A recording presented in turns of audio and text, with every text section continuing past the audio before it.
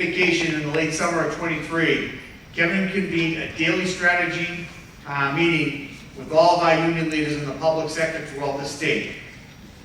This extended and relentless campaign historically forced Massachusetts legislatures to do their job and return from that extended vacation they were taking and get back in and get our contracts passed.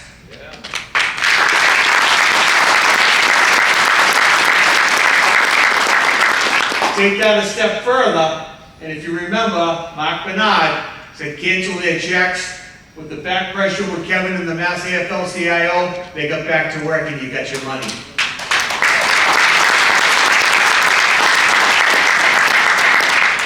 So again, this is his first time speaking before the Mass AFL, as the Mass AFL-CIO's Secretary Treasurer here in Ashby, so please be gentle. Let's welcome Kevin Brousseau.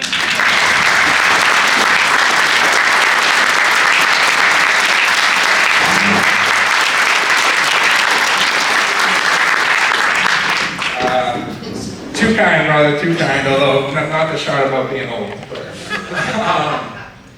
Just want to thank everybody for the kind introduction.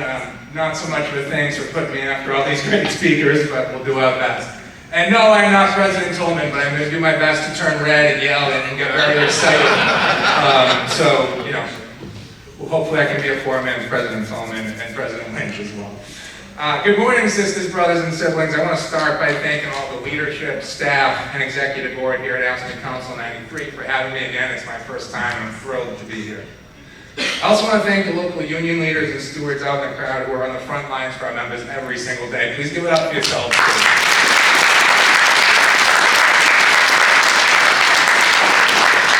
And lastly, can we give a round of applause for the workers, the staff, the wait staff, everybody here at this hotel.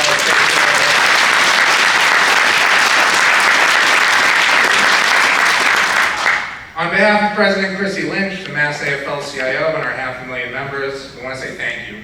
And we are so very proud to represent you and your families.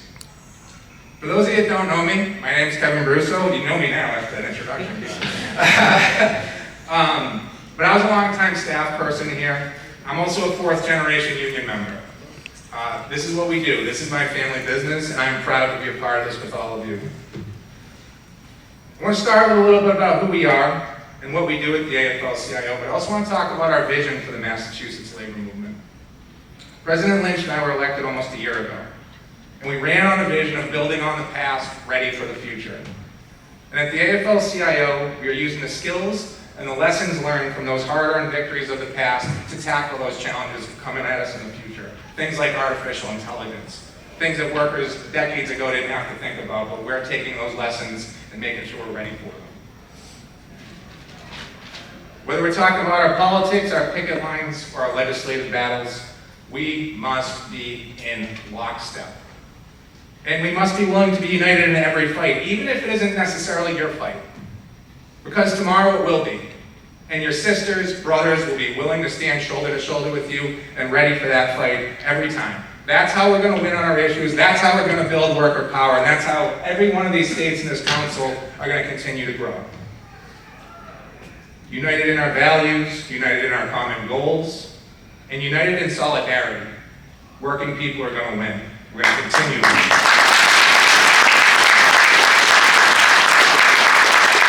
Sisters, brothers, and siblings, the Mass AFL-CIO. The other one's a lot bigger. The Mass AFL-CIO is made of over 800 local unions and nearly 500,000 members across the Commonwealth. Our job is to ensure that we have one another's back, to ensure that every worker and every union that has a struggle is never alone. We're a big tent. We're an actual big tent, not like that other big tent you might hear about on the other side of the aisle. We represent unions who each have very different experiences and priorities, but we all share the same values. Work connects us all. And our true power is realized when we put aside those sectoral differences or political arguments and stand in lockstep in defense of those values together. We all want to grow the middle class, retire in comfort, improve the lives of working people, and create an economy that works for everyone. We must represent our members not just at work, but in their communities and in the halls of government. We represent the entire person, not just the worker. And that work is sometimes a challenge, whether it be artificial intelligence coming for our employment status, right-wing anti-union efforts, or facing the attacks from those that seek to divide us and weaken us rather than unite us. Those challenges are met and indeed overcome when we stand together in solidarity. Remember, we are stronger together, sisters and brothers.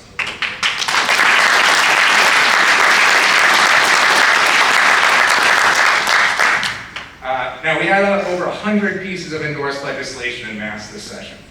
Many important races coming up this fall, and I could talk about them all day, but I promise I won't. I know there's a lot to get to. But there are a couple of things I do want to mention. When we talk about uniting, we must put it into action. That's why we've reinvested in our public sector task force that Tyler talks so much about. I appreciate that. When one public sector union has a crisis in Massachusetts, we all do. And the task force is there to help in rapid response. When contracts are not being funded or privatization is being attempted, we must act quickly, strategically, and again, together.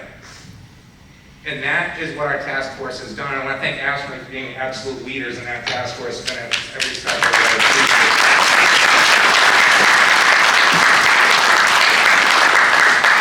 It's also important to celebrate the wins in Massachusetts, sisters and brothers, and there.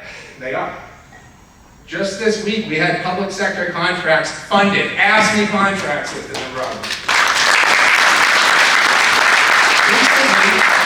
We've had successes like legislation to remove cancer-causing chemicals in firefighters' gear, nation-leading policy on this. Additional services for military veterans in the workplace. But those and other successes cannot make us complacent. Sisters, brothers, and siblings, we need to continue to fight for the issues that matter for workers and our families. We've got to be vigilant. Accountability and partnership with our legislators and municipal officials are vital. That's why when our legislative session ended this session, with priorities still left unfinished, our executive council made the strategic and measured decision to table incumbent endorsements for the primary election. But that cannot be and is not and was not the end of it. We then need to take the next step of rolling up our sleeves, get to work, and get wins for our members in partnership with those same legislators and continue to build. And that's what we're working to do. In the time since we made that decision, we've gotten some victories, and we're hopeful on others. We want to be sure to applaud our partners in the legislature when we get those victories.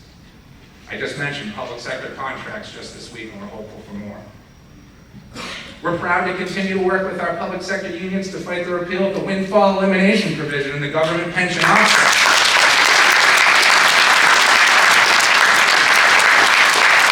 We're not alone in that fight, sisters and brothers. There are plenty of unions, plenty of workers, plenty of families that are affected, and we're with you.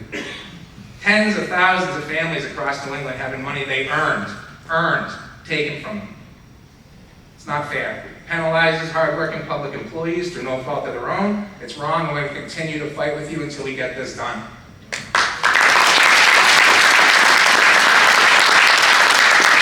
Let's stand shoulder to shoulder with our public sector unions and all of you in our needed and reasonable demands for cost of living adjustments for our public employee retirees.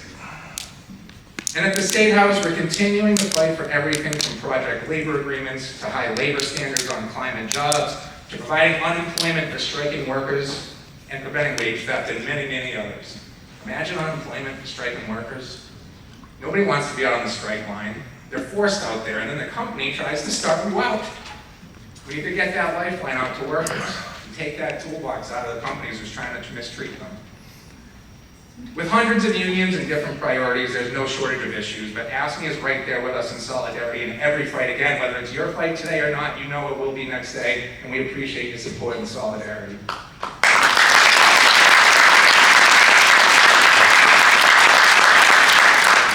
These are the issues that matter in working people's lives.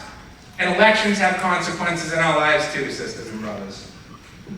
Anybody else watch the presidential debate this week? Now, I'm not going to stand up here and tell you who to vote for. That's up to you. It's your decision. That's your family's decision. What I'm going to ask you to do is think about it. Think about who is fighting for safe and fair working conditions for public employees. Who is fighting for saving pensions? Who is fighting for affordable health care and prescriptions? Who's not afraid to stand up and say, we stand with unions, we stand with workers. And who's fighting for the issues that matter to you and your families and your coworkers? I implore you to consider these things and consider the day-to-day impacts on your lives. And when you do that, I think you'll conclude that the Harris Walls ticket is the only ticket for working people.